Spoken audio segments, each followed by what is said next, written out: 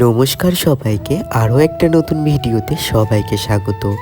আজকে আমি আর আমার বৌদিভাই কিভাবে নতুন রূপে মিষ্টিমাকে শাড়ি পরালাম, তো চলো আজকে তোমাদেরকে আমি সেটাই দেখাবো।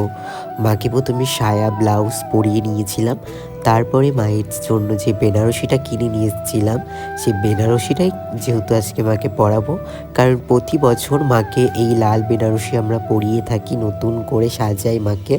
যেহেতু মায়ের বাৎসরিক পুজো, ওর জন্যই মাকে নিজের হাতে বানিয়ে সুন্দর করে নিজের মতন করে মায়ের সাজাই মাকে। আর মায়ের পুজোর দিন মা কী শাড়ি পরবে, মায়ের কোন গয়না যাবে, কী কালার, মায়ের পুজোটা কীভাবে হবে, সব ডিসাইড কিন্তু আমি করি।